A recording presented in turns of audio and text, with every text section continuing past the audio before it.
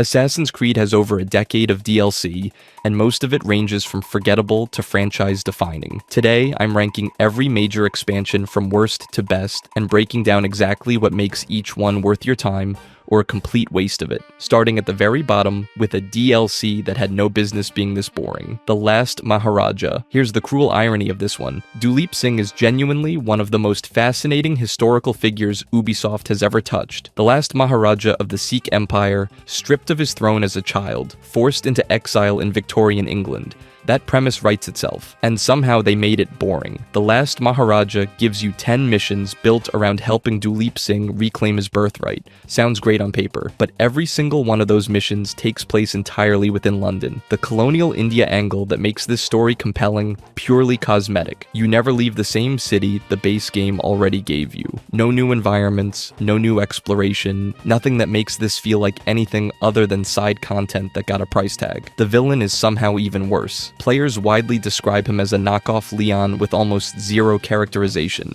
Duleep Singh deserved a story worthy of his real history. Instead, he got 2 to 3 hours of forgettable busy work in a city you've already cleared. It's not broken, it's not offensive, it's just thoroughly unremarkable. Community consensus puts this firmly in not worth it territory, even at a discount. But if you think starting at the bottom means it only goes slightly up from here, Legacy of the First Blade has some things to say about wasted potential on a much bigger scale. Legacy of the First Blade. On paper, this DLC should be a slam dunk. 3 episodes released across late 2018 into early 2019, introducing Darius, the first person in the entire Assassin's Creed franchise to ever wield a hidden blade. That alone is a massive deal, but Legacy of the First Blade is remembered less for what it tried to do, and more for how badly it stumbled doing it. The structure is straightforward. Hunted, Shadow Heritage, and Bloodline follow the Eagle Bearer as they cross paths with Darius, and eventually face the Order of the Ancients in ancient Greece. The finale drops a genuine lore bomb. Your character has a child named Elpidios, who turns out to be the direct ancestor of Aya of Alexandria from Origins. That's a franchise-connecting revelation that should have had fans losing their minds. Instead, it had them furious. Here's the thing. Odyssey's entire identity was built on player choice. You picked your character, shaped relationships, made decisions that mattered, then this DLC forced a heterosexual romance and parenthood outcome regardless of how you'd been playing. The backlash was so severe that Ubisoft actually patched the Shadow Heritage ending. The version you play today is not the version that originally shipped. Think about that. They changed a DLC ending after launch because the community rejected it that hard. Some fans appreciate the lore bridge between Odyssey and Origins. Others see it as retcon-heavy writing that sacrificed the base game's core promise for franchise continuity nobody asked for. Either way, the controversy never fully resolved, and it keeps this one near the bottom. But if you think a patched ending is rough, wait until you see a DLC that most players have completely forgotten exists. The Lost Archive. Here's a fun one. There's a DLC out there that tells one of the most important stories in the entire Assassin's Creed modern-day saga, and you might not even be able to buy it anymore. The Lost Archive dropped in February 2012 for Assassin's Creed Revelations, and it gave players 7 memories dedicated entirely to Clay Kaczmarek, better known as Subject 16. If that name sounds familiar, it should. He's the ghost in the machine,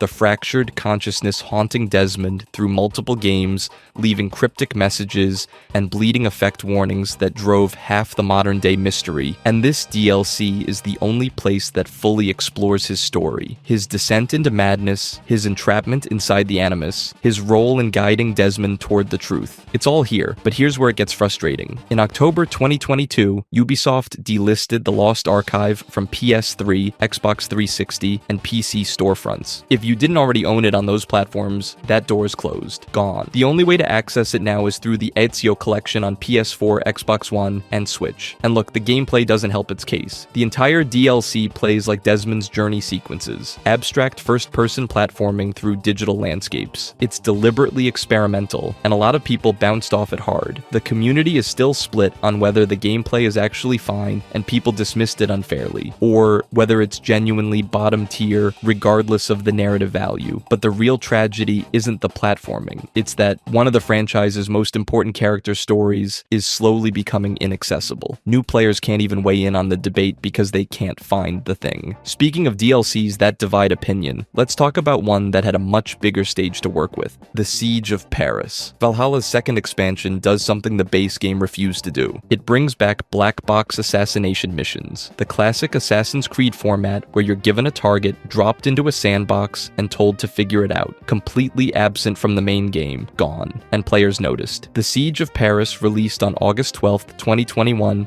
taking Ivor into 9th century Francia across 4 new regions with a power level 200 requirement. You don't even need to finish the base game to access it, which tells you Ubisoft wanted as many players experiencing this as possible, and for good reason. The stealth mission structure earned genuine appreciation from the community. After dozens of hours in Valhalla where direct combat was always the easier path, suddenly you had missions that rewarded patience, planning, and creativity again. It felt like Assassin's Creed remembered what it was. But here's where it gets complicated. For a DLC selling itself on restored player freedom, the story does something strange. Eivor feels like a passenger for the opening acts. The linearity strips away the agency that the base game spent 80 hours building up. You're watching events unfold rather than driving them. The grim backdrop of Viking siege warfare in Francia is atmospheric and well realized, giving you 10 to 15 hours of content between the main story and side material. But the narrative never quite matches the mechanical promise, and that's what makes this DLC so fascinating to think about. Valhalla moved away from stealth. Players complained, the DLC brought stealth back. Players cheered, then it made the story passive. It fixes one identity crisis and creates another. A very good structure wrapped around a serviceable narrative. But if you think an identity crisis is interesting, wait until you see what happens when Assassin's Creed throws its entire historical foundation out the window. The tyranny of King Washington. Ubisoft did something genuinely insane with this one. They took Assassin's Creed 3, their most historically grounded mainline entry, and asked the question, what if George Washington found the Apple of Eden and used it to crown himself King of America? That's the pitch. That's the actual DLC they shipped. Released across 3 episodes from February to April 2013, the infamy, the betrayal, and the redemption, this expansion throws everything you know about AC3 out the window. Connor wakes up in an alternate timeline where Washington has gone full tyrant, and the founding fathers aren't founding anything except mass graves. But here's where it gets really weird. Connor doesn't fight back with hidden blades and muskets. He gains supernatural abilities across the 3 episodes. Invisibility, spectral wolf summons, the power to literally transform into an eagle, bare strength that lets him ragdoll enemies like they're made of paper. This is not the Assassin's Creed you signed up for, and that's exactly what makes it interesting. What elevates this beyond simple power fantasy is how Washington is written. He's not a cartoonish villain twirling a mustache on a throne. The Apple of Eden is corrupting him, and the DLC makes that clear. But it also doesn't let him off the hook. He makes choices. He embraces the power. That moral texture gives the whole thing more weight than its mixed critical reception at launch suggested. And here's the kicker. Players have been significantly kinder to this DLC over time. Many now consider it more imaginative and more fun than the famously uneven base game it came from. When AC3 Remastered dropped in 2019, a whole new generation discovered Tyranny of King Washington without the baggage of the original launch, and they loved it. A DLC that outgrew its host game. You don't see that often. But speaking of DLCs set in lands steeped in ancient mysticism, let's head somewhere even older. Wrath of the Druids. Valhalla's first major expansion does something interesting. It fixes the problems people had with the base game, while simultaneously refusing to fix the ones that actually mattered most. Wrath of the Druids dropped on May 13th, 2021, shipping Ivor off to Ireland for roughly 10 hours of new story content, and Ireland itself is gorgeous. It's a fully separate region from the base game's map, lush and atmospheric, with a completely different visual identity from England's muddy countryside. On a surface level, it feels like a fresh start. The story centers on High King Flansinna and his campaign to unify Ireland under one banner. Eivor gets pulled into the political chaos, caught between Flan's ambition and the Children of Danu, a radical druid faction operating in the shadows. They're the expansion's primary antagonists, and hunting them down is genuinely satisfying, because the Order of the Ancient system actually got an upgrade here. Instead of just working through a checklist of names, targets require real investigation and deduction to identify. You're piecing together clues, narrowing suspects, and it gives the whole faction faction hunt significantly more weight than the base game ever managed, but here's where the praise really lands. The character work in this expansion is excellent, specifically Sierra, whose arc gives the entire story emotional grounding that Valhalla's 60-plus hour main campaign occasionally struggled to deliver. She's complex, sympathetic, and her relationship with Eivor feels earned in a way that many base game alliances never did. Here's the thing though, the mission design is still Valhalla. Ireland looks different, it feels different, but what you're actually doing in it, the moment-to-moment gameplay, recycles the same framework without meaningful mechanical evolution. Raid a camp, clear a fort, follow someone. It's a better version of Valhalla that still can't escape being Valhalla. But if you think recycled mission design is a problem unique to modern Assassin's Creed, wait until we go all the way back to where DLC experimentation started, Battle of Forli. Here's a fun one. Battle of Forli might be the only DLC in gaming history that successfully erased itself from existence. Not because it was bad, because it worked so well that Ubisoft just absorbed it into the main game and nobody noticed. Released January 28th, 2010 for Assassin's Creed 2 on PS3 and Xbox 360, this was the first of 2 DLC packs for the game. 6 main memories, plus a special flying machine mission where you soar over the city of Forli using Leonardo da Vinci's flying machine. That mission alone was one of the most memorable gameplay moments in early AC2 history. You're gliding over a besieged city in 1488, Templar-backed mercenaries storming the gates below you, and you're just up there living your Renaissance Iron Man fantasy. But here's the thing about Battle of Forli, depending on when and where you played AC2, you might have experienced these exact sequences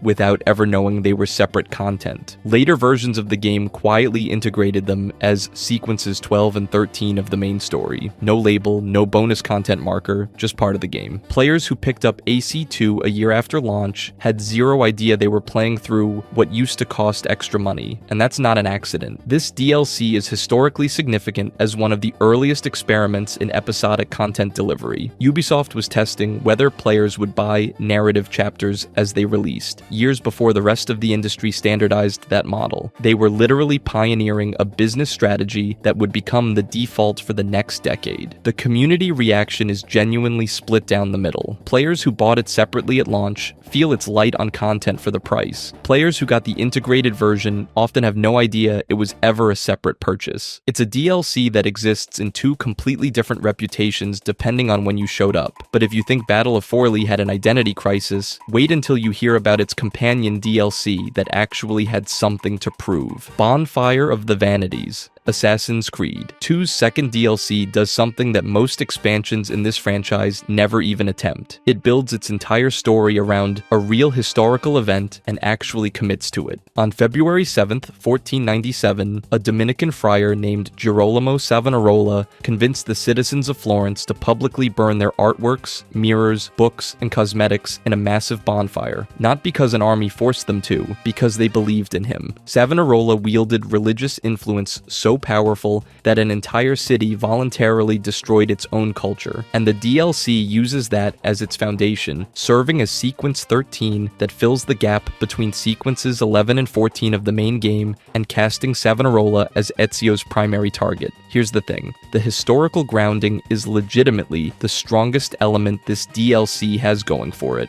Savonarola's theocratic grip over Florence wasn't invented for the game. It's documented history. His followers genuinely believed they were purifying their city. That kind of villain, one who doesn't need a sword because he has conviction, gives the fiction real weight that most Assassin's Creed antagonists never achieve. But here's where it gets complicated. The real Savonarola wasn't a simple monster. He was a reformer that people genuinely followed because they believed he was right. The game needs him to be a clear antagonist though, because that's how the franchise works. You identify the bad guy, you climb some buildings, you stick a blade in his neck, and that tension between historical nuance and gameplay requirements is something the community has debated for years. Does the DLC do justice to his moral complexity, or does it flatten a genuinely fascinating historical figure into just another target? The honest answer is somewhere in the middle. Like Battle of Forli, later versions of AC2 absorbed this content directly into the base game, which blurred its identity as standalone DLC. But as a piece of historical storytelling, it holds up better than this placement on the list might suggest. Still, if you want to see what happens when Assassin's Creed takes its history even more seriously and pairs it with genuinely evolved gameplay, the next entry delivers exactly that, the Hidden Ones. This is the most important DLC in the entire franchise, and most people skipped it. The Hidden Ones dropped in January 2018 as the first expansion for Assassin's Creed Origins, picking up 4 years after the main story ends. It's set in 38 BCE on the Sinai Peninsula, a brand new region with harsh, rocky desert terrain that looks and feels completely different from the base game's Golden Sands. You get 8 main quests, a handful of side quests, new stone circles, and roughly 7 to 8 hours of content. That's tight by modern expansion standards, but that restraint is exactly what makes it work. Here's the thing, this DLC isn't trying to be a second game. It knows what story it wants to tell, tells it cleanly, and gets out before it wears out its welcome. The expansion introduces Tahira, a new Hidden Ones operative whose personal story gives the whole thing its emotional center. She's fighting Roman occupation in Sinai, and her arc grounds Bayek's larger mission in something real and human. But the real weight of this DLC isn't in the gameplay, it's in what it means for the entire franchise. This is the expansion where Bayek and Amanit's dialogue formally establishes the founding principles of the Brotherhood. The creed gets written down, the tenets that every assassin in every game follows, from Altair to Ezio to Edward to Connor to every single one of them, trace directly back to what Bayek formalizes in this DLC. That's not a side quest. That's the origin point of the entire Assassin's Creed mythology. And it happened in a 7-hour expansion that a lot of players never touched. The community knows this though. The Hidden Ones consistently ranks as top tier across every major DLC list, praised specifically for choosing quality over quantity. No filler, no bloat, just a focused, narratively significant story that punches way above its runtime. But if you thought Origins had the best expansions locked down, wait until you see what Odyssey did with an entire mythological civilization, the fate of Atlantis. Most expansions hit you with their best stuff right out of the gate. The fate of Atlantis does the exact opposite, and that's actually why it works. This 3-part expansion for Assassin's Creed Odyssey dropped across the summer of 2019, with episodes landing in April, June, and July. Each one, Fields of Elysium, Torment of Hades, and Judgment of Atlantis, takes place in a completely different mythological realm with its own visual identity, tone, and gameplay feel. Elysium is golden and ethereal. Hades is dark and oppressive. Atlantis is alien and overwhelming. The base game flirted with mythology through its creature encounters, but this expansion commits fully, and it's better for it. You're fighting Hades himself as a boss encounter. That's the level of commitment we're talking about, but here's the thing. Player reception followed a very specific arc. The first episode landed and people were skeptical. Fields of Elysium felt slow, meandering, like the expansion didn't know what it wanted to be. The second episode shifted things. Torment of Hades was darker, tighter, more focused. People started paying attention. Then, Judgment of Atlantis dropped and genuinely earned the enthusiasm that the first episode couldn't generate on its own. The expansion gets its reputation from the back half, not the front. It asks you to trust it through a weak opening, and then rewards that trust twice over. Here's where it gets interesting. The modern-day framing in the first episode was praised as the most entertaining modern-day content since Assassin's Creed 3, and if you know how much the community had completely tuned out of the modern-day storyline by 2019, you understand how significant that statement is. Nobody cared about the present day anymore. This DLC made them care again, even if only briefly. It also addresses unresolved story threads from Odyssey's base game conclusion. Hanging questions get answered, and the payoff is largely satisfying for anyone who invested 80+ hours into the main campaign.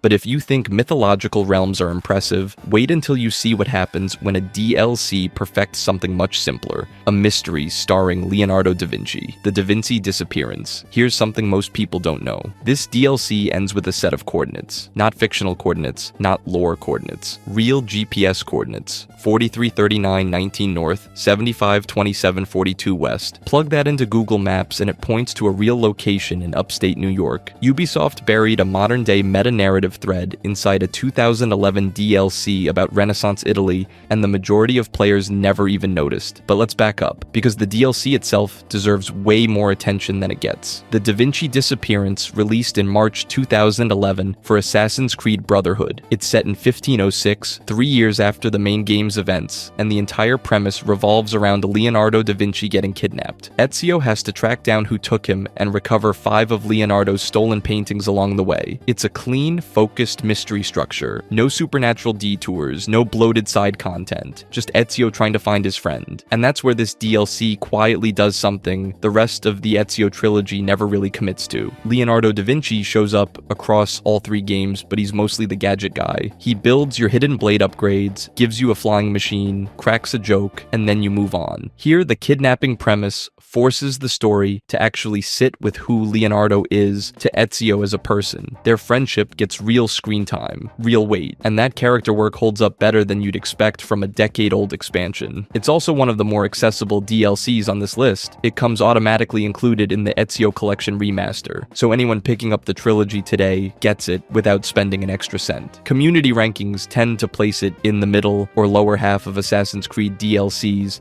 and honestly that's a disservice. It gets overshadowed by the weirder, darker, or more mechanically ambitious expansions. But as a tightly written mystery with genuine emotional payoff, it's a hidden gem for anyone who skipped it. But if you want dark and ambitious, the next one takes a real historical serial killer and turns him into something far worse. Jack the Ripper. Most DLCs set in Victorian London give you fog, top hats, and maybe a carriage chase. This one gives you a serial killer who was trained by your brother. Jack the Ripper launched in December 2015, and it immediately did something bold. It took one of history's most famous unsolved murder cases and said, yeah, we know who did it. He was one of ours. In Assassin's Creed's version of 1888 Whitechapel, Jack isn't some mysterious figure lurking in the shadows of history. He's a rogue assassin, personally trained by Jacob Frye, whose methods became so extreme that the Brotherhood couldn't control him anymore. The 5 canonical murders between August 31st and November 9th of 1888 aren't random acts of violence. They're the fallout of an internal Brotherhood conflict spiraling completely out of control. And that recontextualization is what makes this DLC special. Plenty of games have used Jack the Ripper as window dressing. Syndicate actually absorbed him into its mythology and made the mystery mean something within the franchise's lore. That's a genuinely creative swing that most studios wouldn't have the nerve to take. The DLC jumps 20 years past the base game and puts you primarily in Evie Frye's shoes as she hunts Jack down. But here's where it gets interesting. You also play as Jack himself during certain sequences, seeing events from the killer's perspective. It's an uncomfortable structural choice, and that's exactly why it works. You understand his logic even as you're horrified by it. Evie also gets a fear-based stealth mechanic that's completely distinct from anything in the base game. Instead of just stabbing your way through enemies, you can psychologically break them. Intimidation, manipulation, turning guards into panicking messes who flee rather than fight. It fits the thriller tone perfectly and gives Evie a combat identity that feels genuinely different from Jacob's brawler approach. Now, some players criticize the DLC for being largely disconnected from Syndicate's main story, but honestly, that freedom is what lets it take risks. It doesn't need to service the parent game's plot threads. It just needs to tell a tight, dark, compelling story about an assassin who crossed every line the Brotherhood drew, and it absolutely delivers on that. But if you think a rogue assassin is a heavy subject, wait until you see a DLC that tackles something even heavier and does it with zero hesitation. Freedom Cry. Here's something that almost never happens. A DLC getting nominated for a Writers Guild of America award. Not the base game, not a full-price sequel, a downloadable expansion. The writing team behind Freedom Cry earned a nomination at the 67th Writers Guild of America Awards in 2015, competing alongside full studio productions with 10 times the budget. That alone should tell you everything about the level of storytelling we're dealing with here. Freedom Cry originally launched in December 2013 as DLC for Black Flag, then got a standalone release on PS3 and PS4 in early 2014. It follows Adewale, Edward Kenway's quartermaster from the base game, and giving him his own story was the right call. Adewale had one of the more compelling supporting roles in all of Black Flag. Quiet authority, a past defined by enslavement, and a moral compass that often felt sharper than the protagonist he served under. He deserved more screen time. Freedom Cry gave him exactly that. The setting is Saint-Domingue, present-day Haiti, between 1735 and 1737. And right away, this DLC is operating in territory that mainstream games almost never touch. The transatlantic slave trade isn't background flavor here, it's the entire foundation. Slave liberation is the central gameplay mechanic. Freeing enslaved people functions as both the moral engine of the narrative and a resource system. The two aren't separated. Every person you liberate directly feeds into your ability to recruit fighters, unlock weapons, and push the story forward. That means every mechanical action you take carries thematic weight. You're not collecting coins or clearing outposts for abstract progression. You're freeing human beings, and the game never lets you forget what that means. Now, some criticism does exist around that exact design choice. Turning liberation into a currency system is a decision that invites scrutiny, and rightfully so. Reducing human freedom to a resource counter is a tension the game creates by its own structure, but the consensus is that Freedom Cry handles the material with more care and intentionality than most studios would even attempt. The writing doesn't flinch. Adewale's anger feels earned. The violence feels purposeful, not exploitative. And the WGA nomination proves that people outside the gaming bubble noticed. But as strong as Freedom Cry is, the next entry on this list took a completely different kind of risk, one born out of disaster rather than ambition. Dead Kings. Here's the thing about Dead Kings. The story of why it exists is more interesting than the story inside it. And everyone knows that, including the people who love it. Dead Kings released in January 2015 for Assassin's Creed Unity, set in Saint-Denis, the historical burial site of French royalty. Arnaud descends into the tombs of kings, including Louis IX, chasing a spherical piece of Eden housed inside a head-shaped lantern. It comes with 6 main memories, cooperative missions, murder mysteries, and enough content to feel like a proper expansion. But here's the kicker. It's free. Not discounted, not on sale. Free. Ubisoft made Dead Kings available to every single Unity player at zero cost, and Season Pass holders who had already paid for upcoming content received a completely separate Ubisoft game as compensation. And the reason is exactly what you think it is. Assassin's Creed Unity launched in one of the worst technical states of any major game that entire decade. Faces disappeared. Characters fell through the world. Frame rates collapsed into single digits. The backlash was immediate, massive, and completely justified. Ubisoft had to do something, and Dead Kings became that something. Now let me be clear, the DLC itself is competent. The tomb setting is genuinely atmospheric. Crawling through the burial chambers of French royalty in post-revolution chaos hits different than most Assassin's Creed environments. Saint-Denis is visually distinctive. The underground sections have this oppressive, claustrophobic energy that Unity's main game rarely achieved, and the Piece of Eden subplot gives the whole thing a sense of purpose. But nobody is pretending this ranks where it does purely on content quality. The community grades Dead Kings on a curve, and they do it knowingly. Players will openly tell you that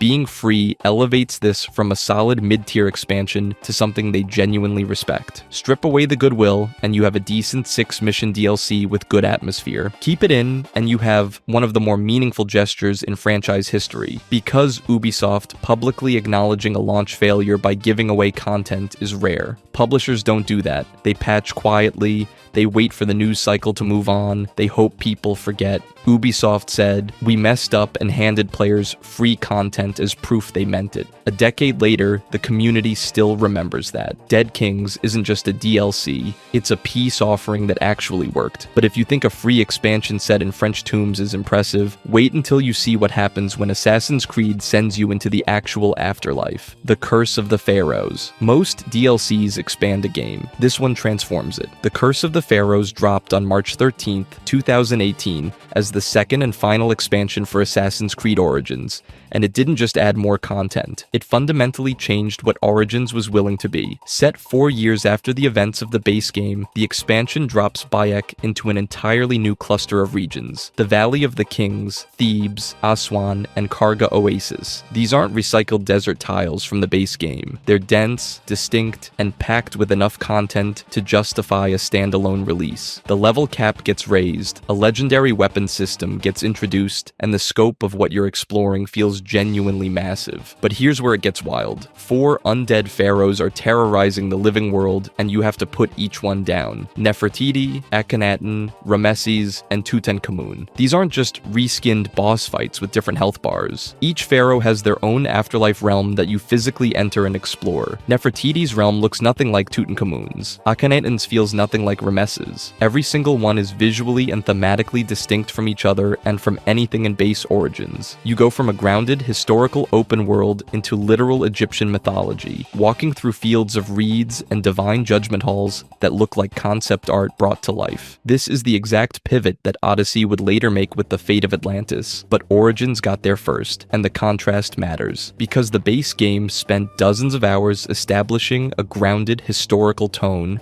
The moment you step into an afterlife realm, it hits different. It feels like a genuine discovery, rather than a genre expectation. You earned this mythology by living in the history first. Now, is it perfect? No. The roughly 20-hour runtime catches some deserved criticism. 4 full afterlife realms plus the overworld content is ambitious, and not every hour earns its place. Some stretches feel padded, some quests exist to fill space rather than tell stories. That's a legitimate knock. But here's the thing, the ambition itself is exactly why it tops this list. The Curse of the Pharaohs swings harder than anything else in Assassin's Creed DLC history. 4 boss encounters with unique arenas, 4 mythological realms with completely different visual identities, a legendary weapon system that gives endgame players something to chase, a runtime that commits fully to delivering something massive rather than something safe. Community rankings consistently place it at or near the top of every Assassin's Creed DLC list, and the reason is simple. It combines mechanical generosity, visual variety, lore depth, and boss encounter design in a way that no other expansion in this franchise has managed to match. It doesn't just give you more Origins, it takes a game about historical Egypt and walks it into the afterlife. Literally. And it connects. Not every swing lands clean, but when a DLC aims this high and delivers this much, that's not a flaw. That's exactly what earns the #1 spot. If you enjoyed this video and want to see more, click the video on the screen now.